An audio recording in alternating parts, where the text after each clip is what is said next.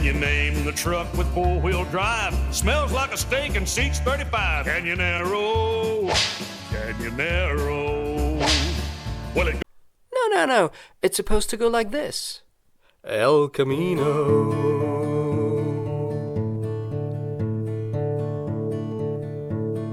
What? What do you mean? The wrong car? Do I look like I know anything about cars? Okay, let's see.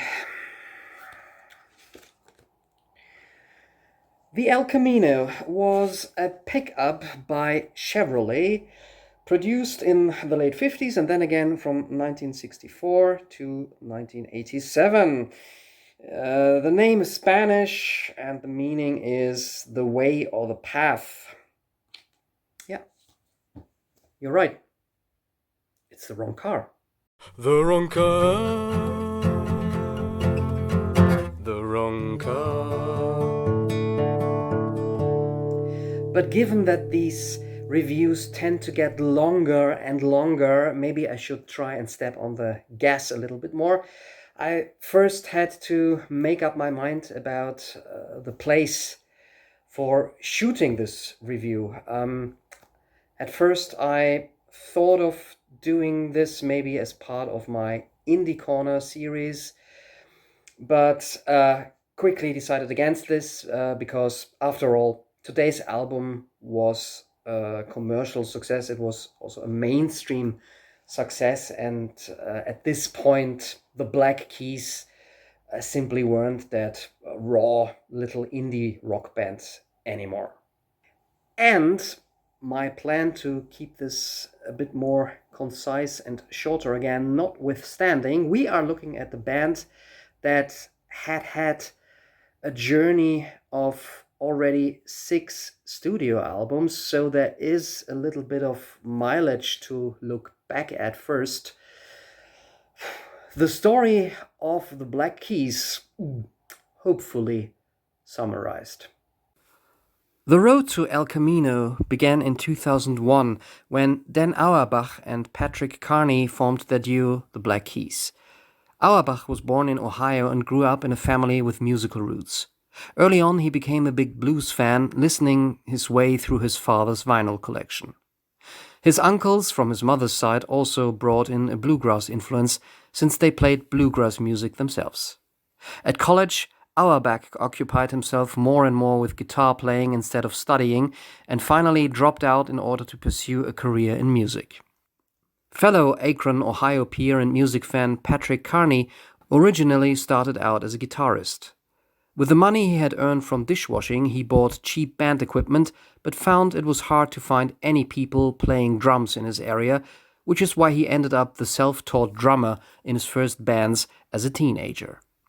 He and Auerbach had been friends since childhood and in 2001 decided to work as a duo, naming themselves the Black Keys. They recorded a low-budget demo tape that finally gained them an offer from a small indie label in LA. Their debut album, The Big Come Up, basically was a lo-fi underground release, yet attracted some critics and led to the duo getting a better record deal with Fat Possum Records. The second album quickly followed after that and was called Thick Freakness. The duo also toured excessively, also playing first festivals and often driving long distances themselves for a gig. This finally led to exhaustion and the cancellation of European tour dates in 2003. After a split EP with post-rock band The Six Part 7 and an individual EP with covers in early 2004, the Black Keys' third full-length release, Rubber Factory, was recorded in a makeshift studio. Though gaining a fan base in indie circles, the lack of wider success of their music eventually drove the band to accept licensing some of their songs for TV commercials and video games, which later on should be a crucial part in their success. Rubber Factory was the first of their albums to chart in the United States. The ever-productive duo followed this up soon with a mini-album of songs by blues guitarist Junior Kimbrough. Afterwards, they signed with the bigger label Nonsuch Records. Still, Also, their fourth full album was recorded in a simple studio in Carney's basement. Magic Potion, released in 2006, was their biggest success yet, but it was topped by the fifth album, Attack and Release, from 2008, that had developed out of a songwriting project for an Ike Turner album with producer Danger Mouse. It became the band's first album with an outside producer and recording sessions in a professional studio. Whilst a little more polished in sound, the album also was their highest charting up to that point and included a very successful single in I Got Mine. After a short hiatus with individual solo projects due to tensions between Auerbach and Carney, brought on by distress around Carney's divorce, the Black Keys returned on the album Black Rock, on which they collaborated with a number of popular hip-hop artists. Their next regular album came out after the duo had moved to Nashville and established their own studio. Brothers from 2010 was announced by the hit single Tighten Up and peaked at number 3 on the Billboard 200. Brothers can be considered the commercial breakthrough for the Black Keys, both in the States and Europe, also backed up by the famous single Howling for You. This success also brought an overwhelming touring demand, eventually ending with the band cancelling concerts in Australia, New Zealand and Europe. Yet, after a few months of recreation, the road was open for album number 7. Yeah, the idea to put an old Chrysler van on the cover of this album was a bit of an inside joke from the two band members. They used to travel or drive to their gigs in the first years of their existence in such an old Chrysler van. They nicknamed it the Grey Ghost. And the idea to call this album after a car apparently came while they were touring. So yeah, this is a bit of an insider gag that probably people outside the United States, or at least outside North America, didn't really get. They teamed up again with Danger Mouse, the famous producer and also musician, for this album because they quite liked working with him, and they also enjoyed the sound that he tailored for them for the album Attack and Release. And while recording, they soon realized that actually all of the material they came up with for this new album was rather up-tempo and very much rooted in classic rock and roll and rock. Also good material to thrash out live, and maybe this up-tempo characteristic of the songs also will help me a little bit to keep this review a bit faster. Plus a good old cup of coffee. And the album starts right off with one of the band's most famous tracks. The song opens up with a dirty guitar lick that features a so-called dive bomb, so that the note suddenly and very quickly drops down. So there's a massive pitch shift at the end of this of the lick line, which of course is a very characteristic feature of the song and makes it memorable immediately.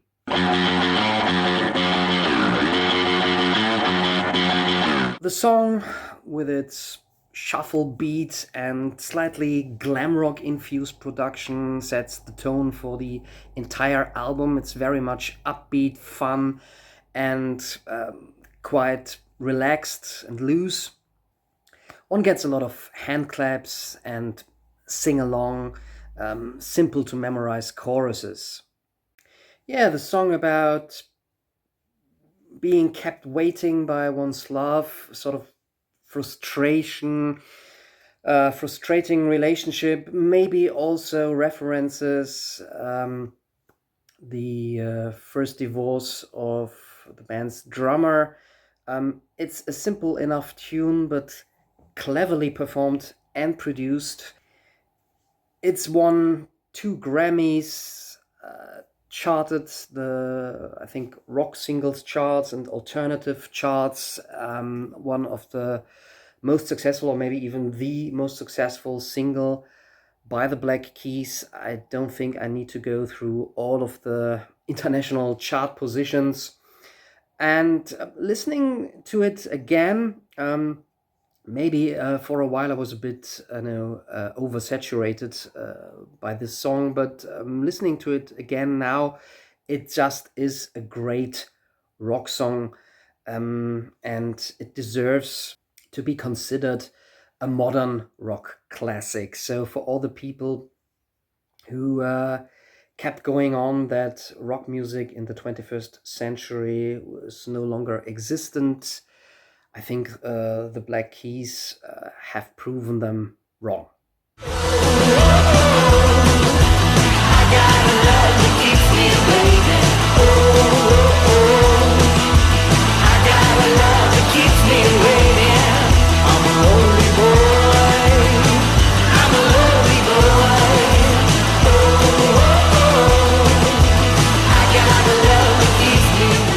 Dead and Gone, the next track, lyrically works with a similar theme.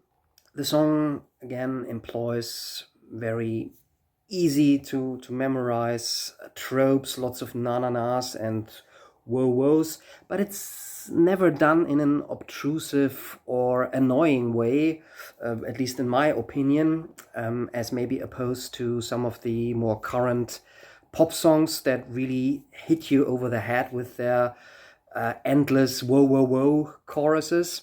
This song has a very pounding beat, which brings in a kind of maybe Motown soul influence as well.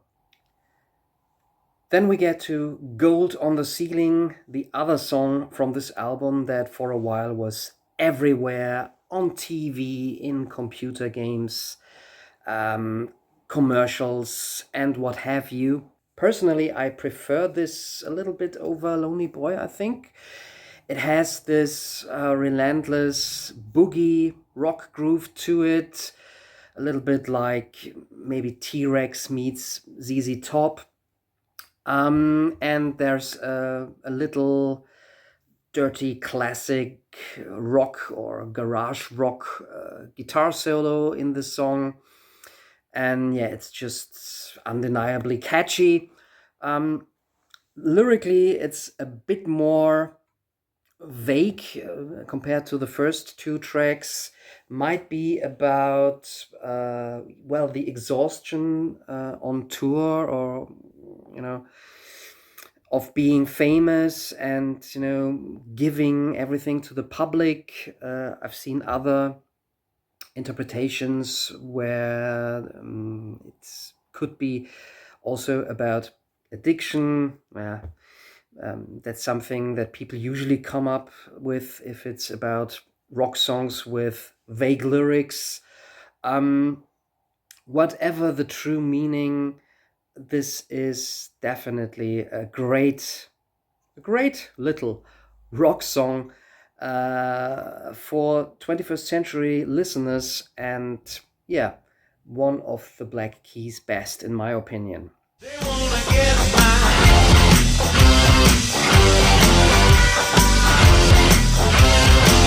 They wanna get mine. Gold on the ceiling.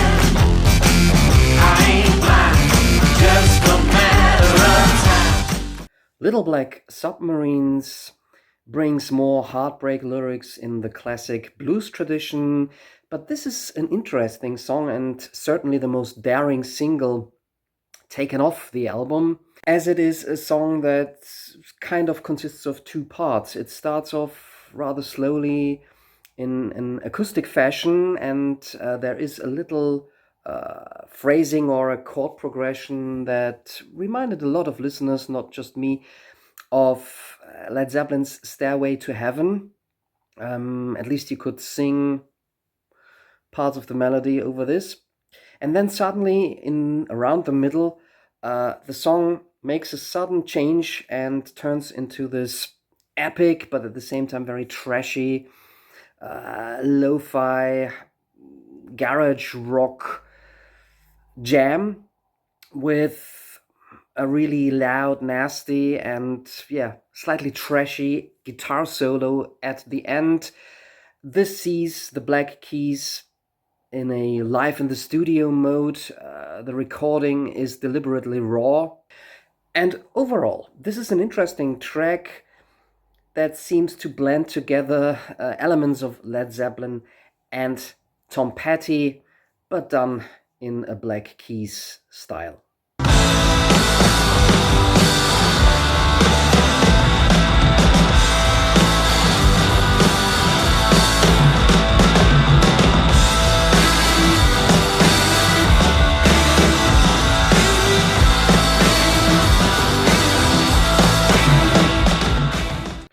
The single made it to number 1 in Canada. Canadians apparently really like to rock. Track number 5, Moneymaker, is loud and pounding, a bit sleazy maybe in the lyrics, with a 60s go-go groove and a gritty guitar sound. The next one is called Run Right Back to You. This is a sharp, on-the-point track with a very characteristic, catchy slide guitar hook line. The lyrics are about not being able to let go of a person or being infatuated by a person, even though you know this person is not good for you. Here, of course, in a rather dysfunctional or toxic romantic relationship. The song has a certain swamp boogie backbone and is played with a real urgency. Fantastic track, one of my personal favorites. Run right back to her.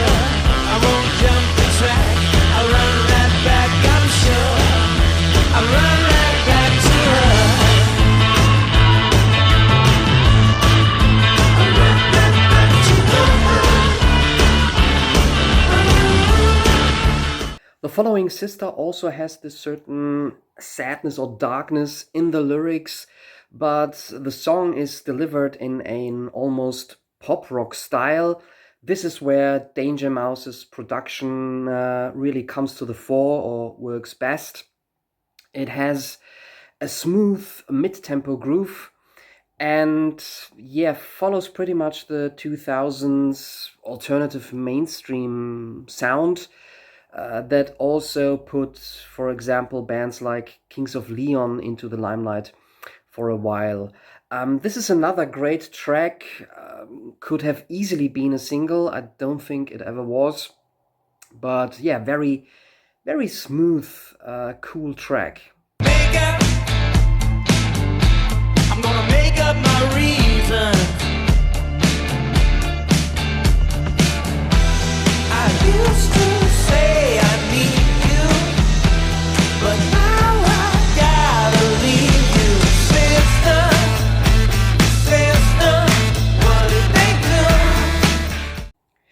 In an interview, Dan Auerbach talked about the things and the influences that the band listened to while making this album, and next to classic rock and roll, R&B and garage rock, he also mentioned bands like The Clash, and I think also he even mentioned The Jam, and maybe Hell of a Season is where those influences crept in a little bit. There are stabbing guitar chords on the offbeat, which is a bit unusual for the Black Keys, and a kind of post-punky, jumpy bass line, and then there's a break with a distortion effect on the drums. So without, ever moving away from their basic sound, this garage rock and roll style, the band here adds a bit of variety to things, and that keeps the album fresh. This is another song about waiting, an issue that crops up regularly on El Camino, but it's also about offering company and support.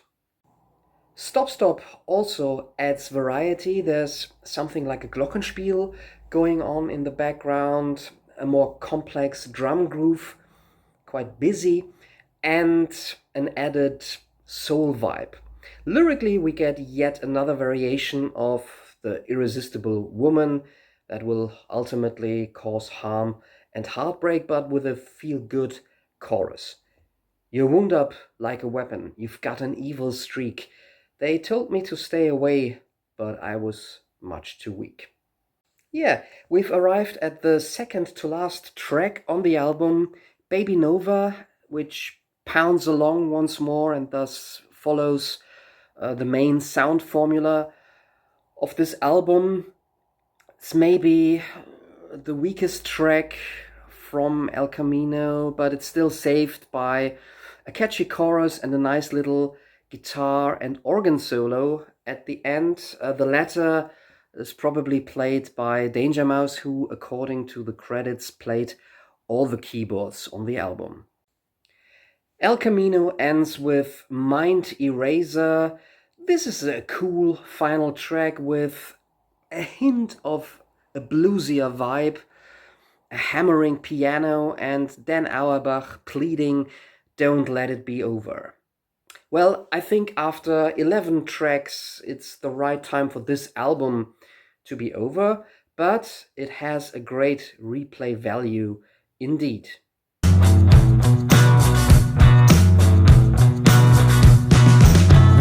I need a replacer, I am the mind eraser. Anything goes, yeah. Anything goes. Well, I guess the charts say it all. Number 6 in the UK for El Camino, number 3 in Australia and Canada, number 2 in New Zealand, and on the US Billboard 200. Danger Mouse's production strikes the right balance between a retro sound and a modern appeal. The drums, for example, have got punch, but are very smooth at the same time. Everything is a bit fuzzy and distorted, but never too raw on the ears. I'd say the Black Keys wanted to make an up-tempo rock album that, despite its often downbeat lyrics, gives one a certain party feeling, and that's what they pretty much achieved. El Camino is a good time album and brings together an indie and a mainstream rock audience, and that in itself is not an easy feat these days.